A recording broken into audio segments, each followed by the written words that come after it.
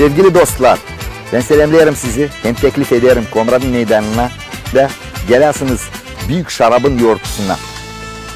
Sizi bekler çok şen, güzel türküler, hem tatlı şaraplar, gagavuz şarapları.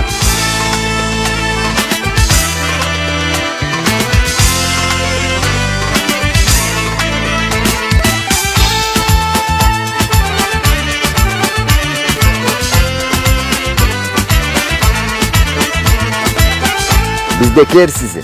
Açık candan hem bütün yürekten.